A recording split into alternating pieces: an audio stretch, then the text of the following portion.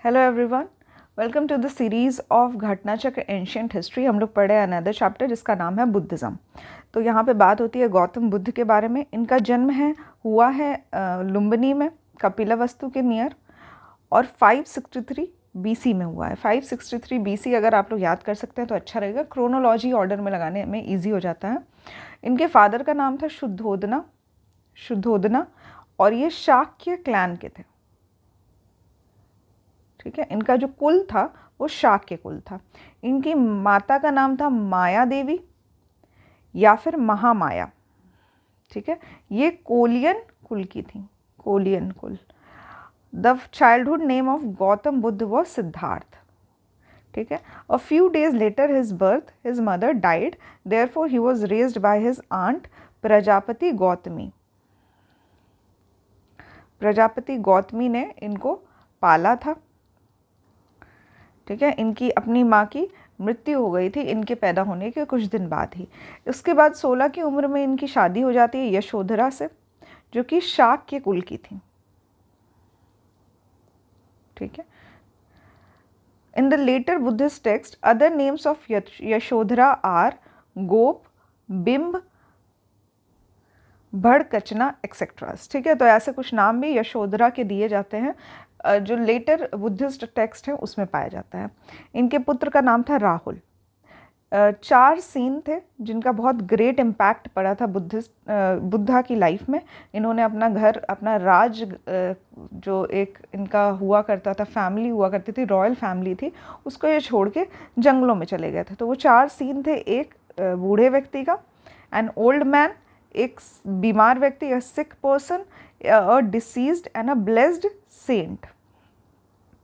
ठीक है, एक मरे हुए व्यक्ति का और साथ ही एक साधु जो कि खुशहाल था। तो ऐसे चीज़ों को देखते हुए डिसाइड किया सिद्धार्थ ने कि दुनिया जो है ये बहुत दुख से भरी हुई है और उनको रात में नींद नहीं है। उन्होंने अपना घर छोड़ दिया। जब वो घर छोड़ रहे थे उस वक्त उनकी उम्र थी 29 वर्ष। ठीक है, ये जो उनके घर छोड़ने का ये जो एक स्टोरी है इसके पीछे, या फिर ये जो पूरा प्रोसेस हुआ था, इसको बुद्धिस्ट टेक्स्ट में एक नाम दिया गया है जिसका नाम है महाभिनिष्क्रमना। ठीक है, इम्पॉर्टेंट है महाभिनिष्क्रम। ये किससे रिलेटेड है? तो बुद्धिस्ट जो सिद्धार्थ थे उनके घर छोड़ने से रिलेटेड है। उसके बाद ये जब कुछ आगे बढ़ते हैं घर छोड़ने के बाद, तो की जो मुलाकात होती है वो होती है आचार्य ऑफ शाक्य फिलॉसफी, जिनका नाम था अलर कलाम। इम्पॉर्टेंट नाम है, अलर कलाम से इनकी ये मिलते हैं वैशाली के निकट। Siddhartha reached Rajgriha and met another dharmacharya. तो यहाँ पे वैशाली के निकट ये अलर कलाम से मिलते हैं। आगे ये राजगृह जाते हैं तो ये रुद्रक रामपुत से मिलते हैं। इम्पॉर्टेंट नाम है Rudraka Ramaputta. Gautam got enlightened in the might of Vaishakh Purnima after 6 years of continuous meditation under the Bodhi tree in Bodh Gaya। ठीक है, तो 6 साल ये तपस्या करते हैं बोधि ट्री जो बोध गया में है उसके नीचे बैठ के। 35 की उम्र के ये हो जाते हैं। उस दिन वैशाख पूर्णिमा का दिन होता है जिस दिन इनको एनलाइटमेंट होती है। एनलाइटमेंट के बाद इनका नाम जो है ये बुद्ध रखा जाता है। ठीक है, इनके दूसरा नाम है तथागत, जिसका अर्थ होता है whose truth is the knowledge. ठीक है, जिनका सत्य है उनका ज्ञान। शाक्य मुनि नाम से भी इनको पुकारा जाता है क्योंकि ये शाक्य कुल के थे। After enlightenment Gautam Buddha started preaching his opinion. ठीक है, तो 6 साल के बाद जब इनकी तपस्या पूरी हो जाती है, इनको ज्ञान की प्राप्ति होती है, एनलाइटमेंट आ जाती है, तब इनकी जो बातें होती है वो सत्य भी होना शुरू हो जाती है, साथ ही ज्ञान की बातें ये लोगों को बताने लगते हैं। तो इनके उपदेशों को सुनने के लिए दूर दूर से लोग आया करते हैं। इनका पहला जो सरमन हुआ था, पहला संदेश दिया था, ये 5 ब्राह्मण सन्यासियों को इन्होंने दिया था। और ये बोध गया जो कि उरुवेला नाम से जाना उस टाइम पे प्रसिद्ध था, उरुवेला। तो बोध गया से ये जाते हैं ऋषिपट्टन। ठीक है, आज का जो सारनाथ है उसको उस वक्त ऋषिपट्टन नाम से कहा जाता था। तो सारनाथ में ये 5 लोगों को, 5 ब्राह्मण सन्यासियों को अपना पहला उपदेश देते हैं। ठीक है, इसको कहते हैं धर्म चक्र परिवर्तन। इम्पॉर्टेंट है, धर्म चक्र परिवर्तन। कुछ इवेंट्स हैं बुद्ध की लाइफ के और उनसे जुड़े हुए कुछ सिंबल हैं, तो वो हम लोग देखते हैं। जब इनका बर्थ हुआ था तो जो स्तूप बनाया जाता है, इस तरह का कुछ स्तूप बनाया जाता है, वहाँ पे अलग अलग तरह की ड्राइंग की जाती है। ठीक है, यहाँ पे कुछ कुछ ड्राइंग की जाती है या कुछ कुछ लिखा जाता है। तो वो ड्राइंग का अर्थ क्या होता है, तो अगर लोटस और बुल बना है, ठीक है, एक बैल बना है और एक कमल बना है, तो दैट मीन्स कि ये बर्थ को इंडिकेट कर रहा है। इनके घर छोड़ने को जो महाविनिष्क्रम क्रम था उसको घोड़े से दिखाया जाता है। एनलाइटमेंट जो निर्वाण हुआ था उसको पीपल या बोधि ट्री से दिखाया जाता है। जो इनका पहला सरमन था जिसको धर्म चक्र परिवर्तन कहा जाता है उसको व्हील से दिखाया जाता है।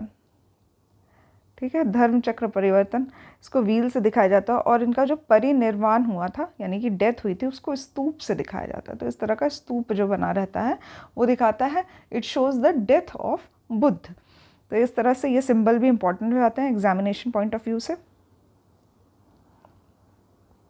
काफ़ी वर्ष तक ये राजगृह में रहे थे।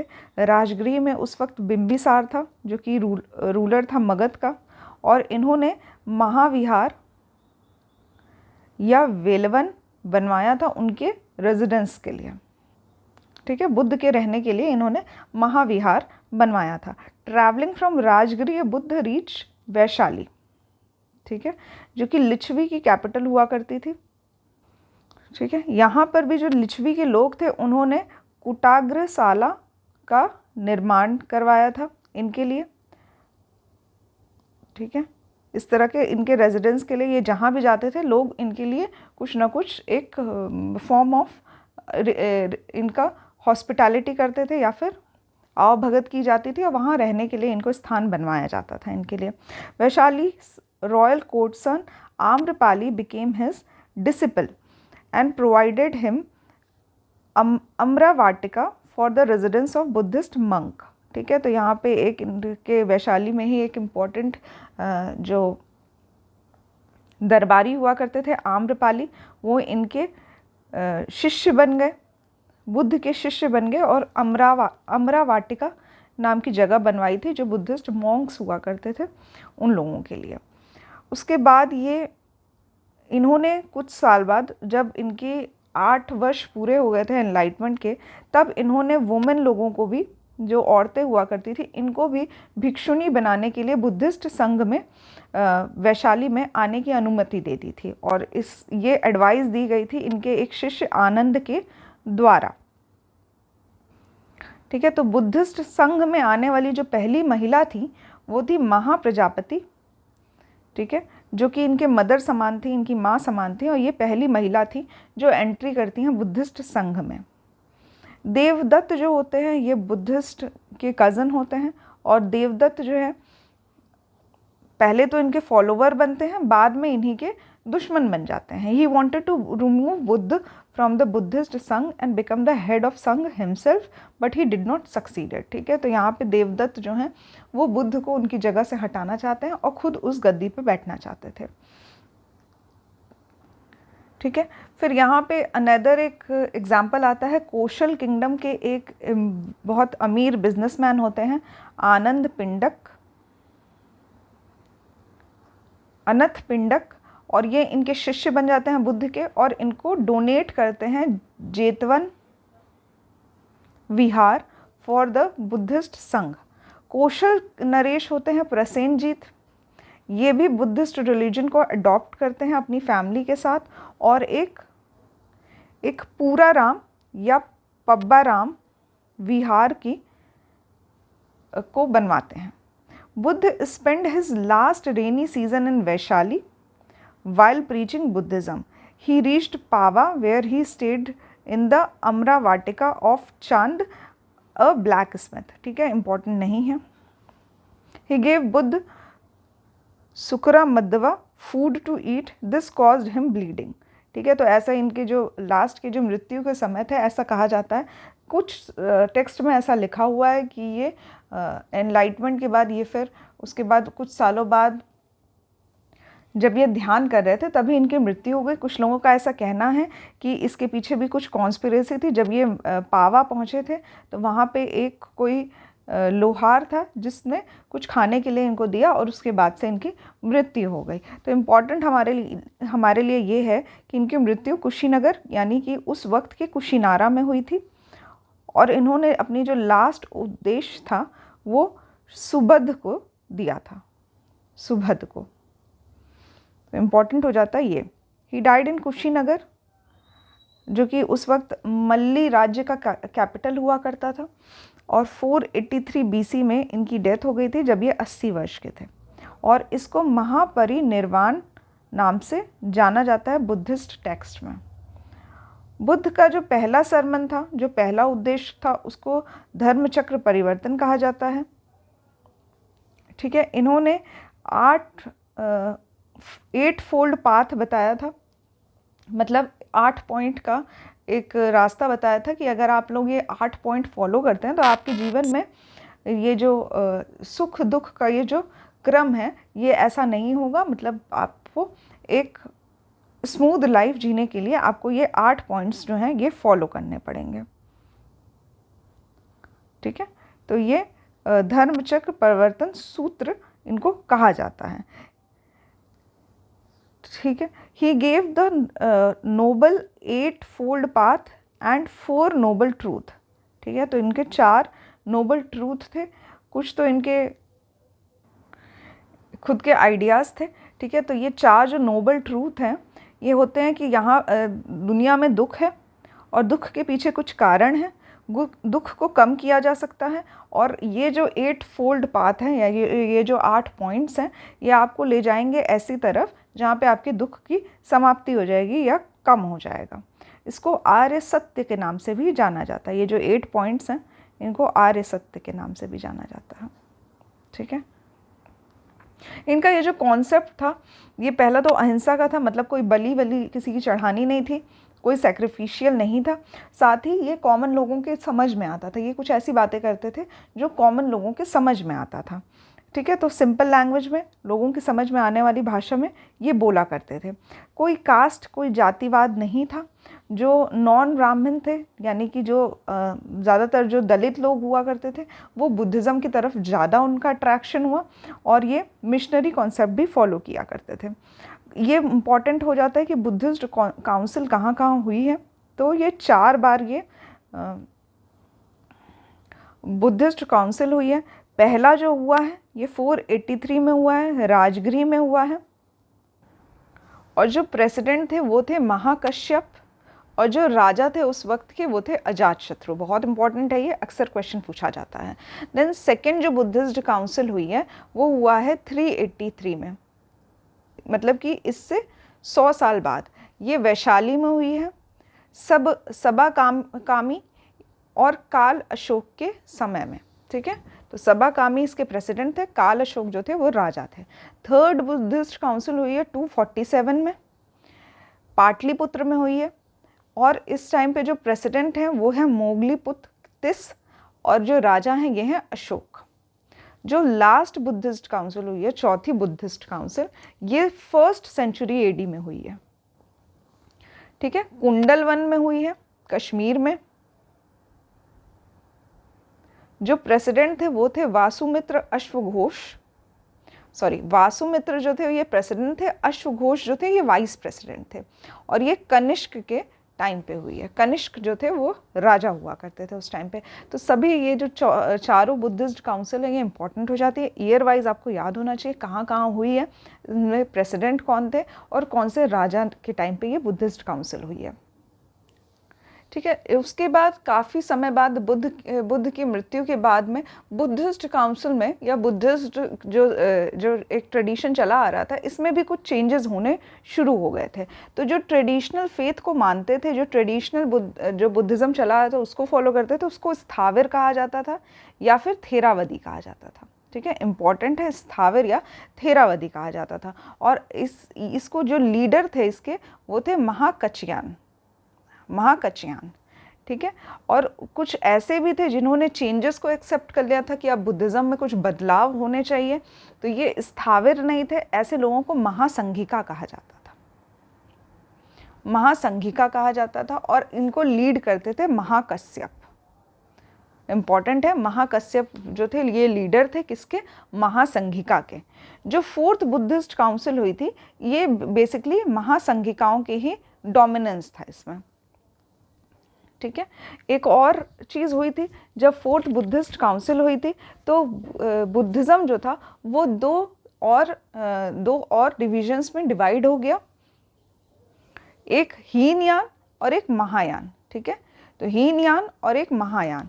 तो महायान के लोग ऐसा बिलीव करते थे कि गौतम बुद्ध जो हैं ये भगवान हैं, ये मूर्ति पूजा किया करते थे, उनके आदर्शों को तो माना ही करते थे, साथ ही में उनको एज अ भगवान ट्रीट किया करते थे। तो हर जगह पे जहाँ मूर्ति बनाई जाती है, जहाँ पे मंदिर जैसे बनाए जाते हैं वहाँ रखा जाता है, तो ये लोग महायान के लोग थे। और जो हीनयान होते हैं ये मूर्ति पूजा नहीं करते हैं, बट ये बुद्ध भगवान के टीचिंग्स पे चला करते हैं, ठीक है। तो जो हीनयान के लोग हैं इनका मानना है कि बुद्ध जो थे ये एक महापुरुष थे, और जो महायान है उनका मानना है कि बुद्ध जो है वो भगवान है और उनकी पूजा करनी चाहिए, उनके जो मूर्ति है बना के उस तरह की पूजा करनी चाहिए थी। फिर एक टर्म आता है सर्वस्तिवाद, ठीक है, doctrine that all exist.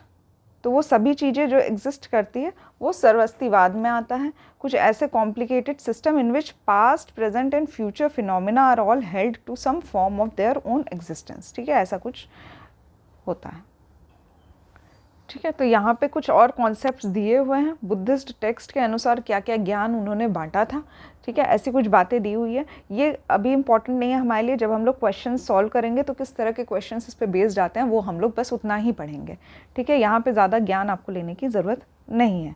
Next आता है नागार्जुन। नागार्जुन जो थे ये प्राइमरी कंट्रीब्यूशन दिया है इन्होंने बुद्धिस्ट फिलॉसफी में, और इन्होंने यूज़ किया है कॉन्सेप्ट ऑफ शून्यता या फिर डॉक्ट्राइन ऑफ वॉइड, ठीक है। The famous literary work Madhyamika Karika provides one of the Nagarjuna's most famous quotation on emptiness और को अराइजिंग, ठीक है। तो मध्यमिका करिका इसमें इन्होंने शून्यता का सिद्धांत दिया है, इम्पॉर्टेंट है, ठीक है। थ्योरी ऑफ रिलेटिविटी जो आइंस्टीन ने दिया है बाद में लेटर ऑन, तो ये थ्योरी ऑफ रिलेटिविटी माध्यमिक करिका में इन्होंने पहले ही बता रखी है, ठीक है। नागार्जुन जो है ये चाइना भी ट्रैवल करते हैं और वहाँ पे ये बुद्धिज़्म प्रीच करते हैं, लोगों को बताते हैं बुद्धिज़्म के बारे में। Maitreya has been the future Buddha in Buddhist tradition, तो मैत्रेय जो है ये फ्यूचर बुद्धा को कहा जाता है। पद्मपानी या फिर lotus bearer is one of the most common epithets of Avalokiteshvara, the Bodhisattva of infinite compassion, ठीक है। तो यहाँ पे बोधिसत्व क्या होता है, बोधिसत्व एक is a living being who aspires to enlighten and carry out altruistic practices. तो बेसिकली क्या होता है, एक तो बुद्ध थे, बुद्ध के बाद जो लेटर ऑन उनके जो गुरु बनते गए, जो बुद्धिज़्म फॉलो करते गए जो लोग, और जो लोग आपस में जो बुद्धिस्ट लोग होते हैं वो किसी आदमी को अपना फॉलोअर मान लेते हैं, तो उनको वो बोधिसत्व नाम से पुकारते हैं, ठीक है। तो बोधिसत्व जो है ये एक लिविंग बीइंग होता है जो एस्पायर करता है, जो थोड़ा बहुत एनलाइटमेंट हो जाता है और प्रैक्टिस करता है वो सभी चीज़ें जो बुद्धिस्ट के ज्ञान जो दिया गया है, ठीक है। महायान जो बुद्धिस्ट हैं उनके ट्रेडिशन में आता है बोधिसत्व को फॉलो करना, ठीक है। बोधिसत्व जो एक मेल आइडेंटिटी है उनको फॉलो करते हैं महायान के लोग। हीनयान के लोग ऐसा कुछ भी फॉलो नहीं करते हैं, वो सिर्फ थॉट्स फॉलो करते हैं जो भी बुद्धिस्ट का हुआ है ना। जो भी प्रीचिंग्स थी बुद्धिस्ट की उसको एक लिटरेचर के फॉर्म में रखा गया है जिसको त्रिपिटक नाम से जाना जाता है, त्रिपिटक। और ये 3 कैटेगरीज में डिवाइडेड है, एक सुत्त पिटक है, एक विनय पिटक है और एक अभिधम्म पिटक है। जो सुत्त पिटक है इसमें जो भी बुद्ध ने कहा है सेइंग्स और जो उनके ज्ञान है, जो टीचिंग्स है, जो सिखाया है, वो सब बातें सुत्त पिटक में लिखी हुई है। सुत्त पिटक में। जो विनय पिटक है इसमें कुछ ऐसी बातें लिखी है जो कि संघ में रहने वाले लोग यानी कि जो मॉन्क्स हैं उनके जो नियम कानून हैं वो सब विनय पिटक में लिखे हुए हैं। तो बहुत इंपॉर्टेंट है, विनय पिटक में जो संघ के नियम हैं वो विनय पिटक में लिखे हुए हैं। अभिधम्म पिटक में धर्म के बारे में और जो हमें कर्म करने चाहिए, जो धर्म करने चाहिए, वो सब अभिधम्म पिटक में लिखा हुआ है। ठीक है, अभिधम्म पिटक जो है वो 7 किताबों से मिलके बनती हैं, जिसका नाम है यमक, पठन या पठना, कथावत्थु, पुगल्लापन्नति, ढाकू कथा, विभंग और धम्म संगनी। ठीक है, इन 7 किताबों से मिलके बनता है हमारा Abhidhamma Pitaka, the religious text of Buddhist in which the stories of previous birth of Gautam Buddha are compiled. उसको जातक कथा कहा जाता है। जातक कथा का अर्थ ये होता है कि बुद्धिस्ट ने, जो बुद्ध थे, भगवान बुद्ध, उन्होंने एक जन्म तो ऐसा लिया है भगवान बुद्ध की तरह, इससे पहले भी इनके जन्म हो चुके हैं। कुछ कुछ कथाएं इस पे बेस्ड जो हैं उनको जातक कथाओं में कंपाइल किया गया है। ठीक है, और ये पाली भाषा में लिखा हुआ है। ठीक है, नेक्स्ट हम लोग देखेंगे भूमि स्पर्श मुद्रा है बुद्ध भगवान की। ठीक है, जिसमें ये बैठे हुए हैं, सिटिंग पोजीशन में हैं और एक हाथ से भूमि को स्पर्श कर रहे हैं, और इनका जो थ्रोन है, जो गद्दी है जिस पे ये बैठे हुए हैं, वो कमल का बना हुआ है। तो इस तरह की मुद्रा में ये बैठे हुए हैं ऐसा। ठीक है, तो ये जो पॉस्चर है ये दिखाता है कि इनको एनलाइटमेंट हो चुका है। उस वक्त इनको एक कोई राक्षस है वो मारने आता है जिसका नाम है मारा इनको मारने आता है। इस तरह की कुछ कहानियाँ जो हैं, काफ़ी कहानियाँ जो हैं वो बुद्धिस्ट टेक्स्ट में पाई जाती हैं। During the Buddhist period some of the most important centres of learning in India were Nalanda, Vikramashila और वल्लभी। ठीक है, इंपॉर्टेंट है। तो नालंदा, विक्रमशिला और वल्लभी जो हैं ये काइंड ऑफ यूनिवर्सिटीज़ हुआ करती थी जहाँ दूर दूर से लोग पढ़ने आया करते थे। इम्पॉर्टेंट है ये कि तक्षशिला इसमें नाम नहीं है, तो अगर कभी भी ऑप्शन में तक्षशिला दिया रहे तो यहाँ पे तो अभी नाम नहीं दिया हुआ है, अगर आगे होगा तो हम लोग पढ़ेंगे। तो नालंदा और विक्रमशिला और वल्लभी जो है ये सेंटर्स, ग्रेट लर्निंग सेंटर्स थे इंडिया के। These centres of learning were not just popular among different जनपद बट देयर वर स्टूडेंट्स जो कि अब्रॉड से भी आया करते थे, जैसे कि चाइना, जापान, तिब्बत और other south east Asia countries से भी लोग यहाँ आया करते थे। ठीक है, तो तक्षशिला और नालंदा जो थी वो यूनिवर्सिटी हुआ करती थी। नालंदा जो है वो मेन सेंटर हुआ करता था महायान बुद्धिज्म का, और वल्लभी जो था वो सेंटर हुआ करता था हीनयान बुद्धिज्म का। Vikramashila Mahavihara was established by Pala king Dharmapala. ठीक है, तो धर्मपाल ने एस्टैब्लिश किया था विक्रमशिला महाविहार यूनिवर्सिटी का। He also constructed temples and monasteries here. The university of Nalanda came into existence during the Gupta period. ठीक है, तो गुप्त पीरियड के टाइम पे नालंदा यूनिवर्सिटी जो थी ये पिक्चर में आती है। उससे पहले जो धर्मपाल हैं उन्होंने विक्रमशिला महाविहार बनवाया है, और जो वल्लभी और तक्षशिला यूनिवर्सिटी भी हुआ करती थी। ठीक है, अब यहाँ पे महायान और हीनयान में कुछ फ़र्क दिया हुआ है। तो पहली बात तो महायान का मतलब क्या होता है, तो बड़ा पहिया। ठीक है, महायान ऐसा कुछ नाम दिया हुआ है। हीनयान का मतलब होता है लेसर वेहिकल। ठीक है, या फिर हीनयान, कोई यान जो कि छोटा है, हीनयान है। ठीक है, बुद्ध जो हैं इनको भगवान की तरह कंसीडर किया जाता है और हीनयान में इनको एक महापुरुष की तरह कंसीडर किया जाता है। ठीक है, महायान के लोग जो थे वो बिलीव करते थे आत्मा में और रीबर्थ में। ठीक है, पुनर्जन्म में। और ऐसा अकॉर्डिंग टू दिस जो हीनयान है वो लोग बिलीव करते हैं कि मोक्ष की प्राप्ति हो सकती है अगर कोई एफर्ट करता है, और जो ये रीबर्थ का चक्कर है ऐसे पे ये बिलीव नहीं किया करते थे। ठीक है, उसके बाद इनका जो प्रिंसिपल था ये सभी के बारे में सोचा करते थे, सभी धर्म को, सभी लोगों का भला करने की बात कहा करते थे। इनके जो प्रिंसिपल थे वो काफ़ी सिंपल थे, एक्सेसिबल थे, और ये लोग कॉमन डिवोटीज़ को भी जो है इम्पोर्टेंस दिया करते थे मंक्स लोगों के साथ साथ। ठीक है, और उसके बाद इनका क्या था कि ये काफ़ी वर्शिप को लेके काफ़ी स्ट्रिक्ट हुआ करते थे, मॉन्क जैसी लाइफ को फॉलो किया करते थे। इनका मेन एम था अटेन करना अरहत, मतलब कि साल्वेशन, मोक्ष। और इसमें, ठीक है, इसमें भी लेटर डिवीजन होता है, वैभाषिका और सौतरंतिका। सौतरंतिका और वैभाषिका में इनका भी डिवीजन हो जाता है। ठीक है, तो हीनयान के लोग जो होते हैं ज़्यादातर मॉन्क्स होते हैं, बुद्धिस्ट की टीचिंग्स को फॉलो किया करते हैं, काफ़ी स्ट्रिक्ट होते हैं, कॉमन लोग इसको फॉलो नहीं कर पाते हैं। महायान जो है वो सिंपल लोगों के लिए भी है बना हुआ। ठीक है, ठीक है। नालंदा यूनिवर्सिटी जो थी इसको कुमार गुप्त ने स्टार्ट किया था बनवाने का, बाद में लेटर और भी लोगों ने इसमें डोनेशंस दिए हैं। ठीक है, 1951 में बिहार गवर्नमेंट ने नालंदा यूनिवर्सिटी को एज अ यूनिवर्सिटी जो है ये घोषित कर दिया था। उदंतीपुर, जिसको उडंडपुरा के नाम से जाना जाता था, ये भी एक एंशियंट प्रोमिनेंट एजुकेशन सेंटर हुआ करता था, और ये मगध यानी कि आज के बिहार में सिचुएटेड है। It was established by Pal emperor Gopal. जो गोपाल थे पहले जो एम्परर हुआ करते थे पाल डायनेस्टी के, उन्होंने उदंतीपुर को इस्टेब्लिश किया था।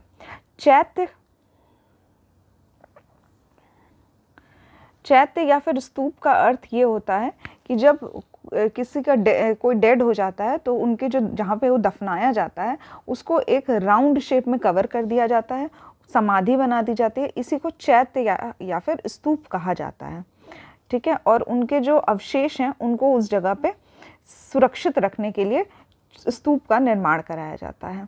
चैत्य गृह होते हैं, चैत्य गृह या फिर विहार, यहाँ पे ऐसे लोग होते हैं, ये जो मोनेस्ट्रीज होती हैं यहाँ पे मॉन्क्स जो होते हैं वो रहते हैं, इसी को चैत्य विहार या फिर चैत्य गृह के नाम से जाना जाता है। स्तूप शब्द का पहला इस्तेमाल हुआ था ऋग्वेद में, इम्पॉर्टेंट है।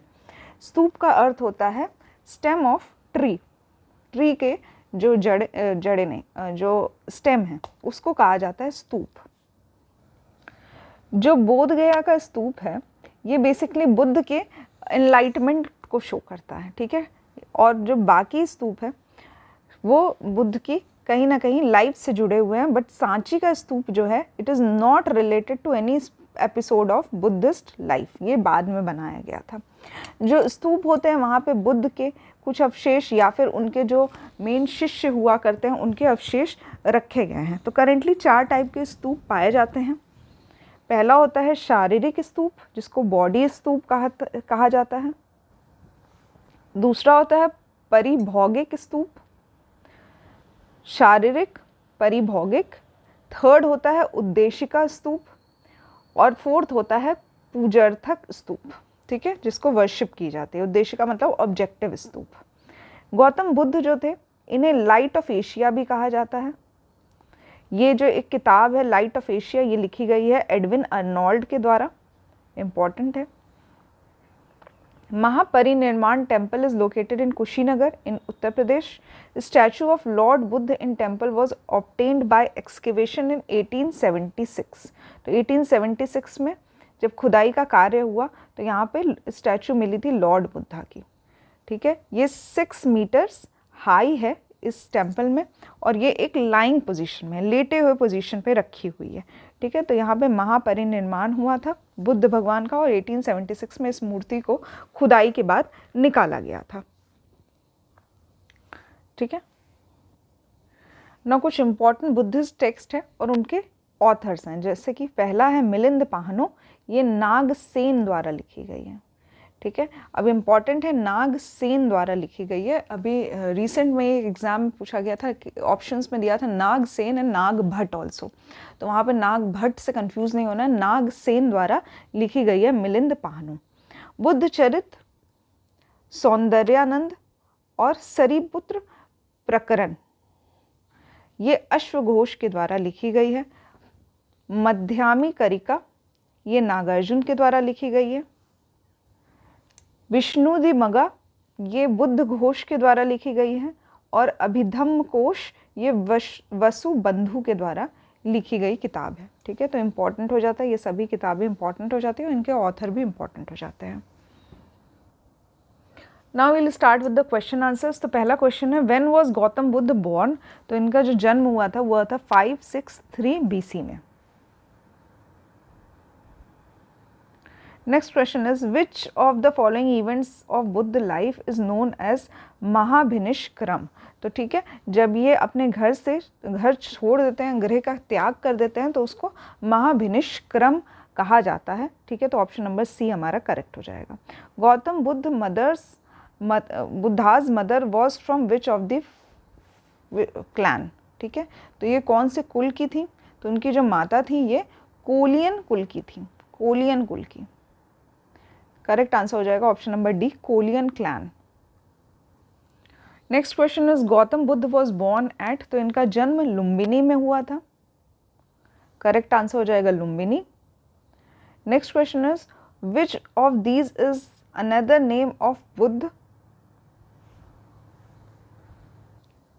ठीक है, तो another name of Buddha Siddharth होगा। तो यहाँ पे कोई भी ऑप्शन करेक्ट नहीं है, तो नन ऑफ दीज हमारा करेक्ट हो जाएगा। Next question is from which inscription of the following dynasty Lumbini was known as the Buddha's birth place. ठीक है, तो मौर्य काल की जो इंस्क्रिप्शंस मिलती हैं उनमें बताया गया है कि बुद्ध का जो बर्थ प्लेस है वो लुम्बिनी है।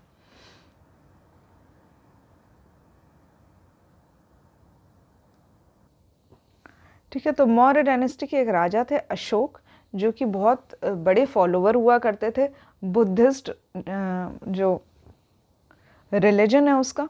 और इनके रुमनदई पिलर इंस्क्रिप्शन मिलता है जहाँ पे इन्होंने लुम्बिनी को गौतम बुद्ध की बर्थ प्लेस बताया है।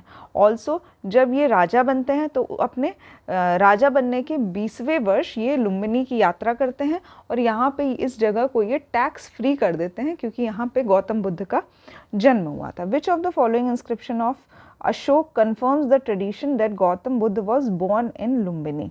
ठीक है, तो यहाँ पे रुमनदाई का पिलर इंस्क्रिप्शन मिला है जिसमें अशोक ने ये कंफर्म किया है, ये बात लिखवाई है कि गौतम बुद्ध का जन्म जो है ये लुम्बिनी में हुआ था। Next question is the inscription of which one of the following kings give the information that Shakya Muni Buddha was born in Lumbini. तो ऐसा अशोक की रुमनदाई जो पिलर इंस्क्रिप्शन है उससे पता चलता है, तो करेक्ट आंसर हो जाएगा Ashok. Next question is where did Gautam Buddha Mahaparinirvana takes place.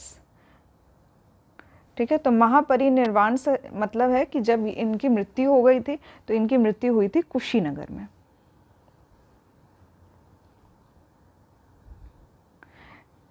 Next same question है Buddha attain Mahaparinirvan in the Republic of. तो यहाँ पे हमें पूछा गया है कि इनकी मृत्यु कहाँ हुई है। तो इनकी मृत्यु हुई है कुशीनगर में, कुशीनगर में। और उस वक्त ये गणतंत्र हुआ करता था। ये किस राज्य में आता था। तो ये राज्य में आता था मल्ली राज्य में या फिर मल राज्य में आता था। ठीक है, तो मल जो है ये करेक्ट आंसर हो जाएगा, इंपॉर्टेंट क्वेश्चन हो जाता है।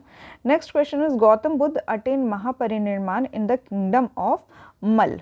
तो मल राज्य के जो एक जगह थी कुशीनारा या फिर कुशीनगर, यहाँ पे इनकी मृत्यु हुई थी। Next question is Gautama Buddha attain निर्वाण एट विच प्लेस। तो इनके कुशीनगर में इनकी मृत्यु हुई थी, कुशीनगर करेक्ट आंसर हो जाएगा। महापरिनिर्वाण टेम्पल इज लोकेटेड इन, तो ये कुशीनगर में लोकेटेड है। Next question is which of the following kingdoms were associated with the life of Buddha. ठीक है, तो बुद्ध जो है इनका जो एरिया था जहाँ पे ये अपनी एडवाइस दिया करते थे या टीचिंग्स दिया करते थे, यह ज़्यादातर यूपी और बिहार वाला एरिया था। ठीक है, तो अवंती जो है ये सेंट्रल इंडिया में हो जाता है, तो यहाँ पे नहीं गए थे ये। गांधार जो है ये अफगानिस्तान वाला एरिया हो जाएगा, यहाँ भी ये नहीं गए थे। कोसल और मगध में इन्होंने टीचिंग्स दी है और इनकी लाइफ में ये यहाँ पे भी विजिट करते हैं, तो कोसल और मगध सही आंसर हो जाएगा। Next question is who was the last person to get enlightened from Gautama Buddha. तो ये करेक्ट आंसर हो जाएगा Subhadda, Subhadda. Next question is who among the following was the last person converted by the Buddha. तो बुद्ध की टीचिंग्स लास्ट पर्सन जिसने ली थी वो थे सुबुद्ध। करेक्ट आंसर हो जाएगा option number D. Next question is the ruler of सुवर्ण भूमि who founded a Buddhist monastery at Nalanda and requested Devpal through his ambassador to grant 5 villages for its maintenance was। ठीक है, तो सुवर्ण भूमि के राजा हुआ करते थे जिन्होंने बुद्धिस्ट मोनेस्ट्री बनाने के लिए नालंदा को दान कर दिया था, और देवपाल जो कि उनके एम्बेसडर हुआ करते थे उनको रिक्वेस्ट किया था कि 5 विलेजेस जो हैं वो भी दान में दे दी जाएं मेंटेनेंस के लिए और साथ ही विहार यानी कि मोनेस्ट्री बनाने के लिए। तो ऐसा किया था बालपुत्र देव ने। इंपॉर्टेंट है Balaputra Dev. Next question is where did Buddha reside during the last rainy season of his life. तो ये वैशाली में रुके थे। मरने से पहले जो आखिरी जो बरसात का मौसम था वो इन्होंने वैशाली में बिताया था। तो इस टाइप के क्वेश्चंस भी इंपॉर्टेंट हो जाते हैं।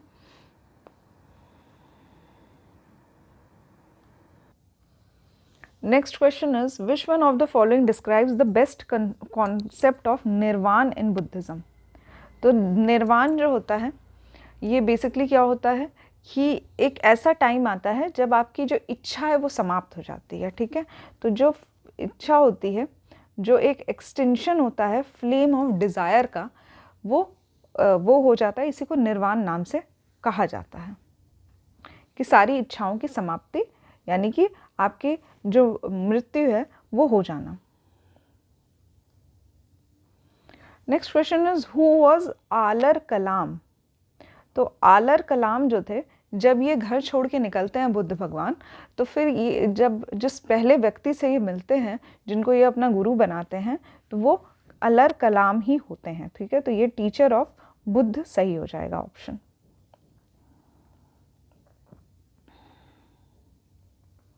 Next question is eight which place did Mahatma Buddha gave his first धर्म चक्र परिवर्तन। तो ये था सारनाथ। सारनाथ में उन्होंने अपनी पहली उपदेश दिए थे आफ्टर गेटिंग एनलाइटमेंट।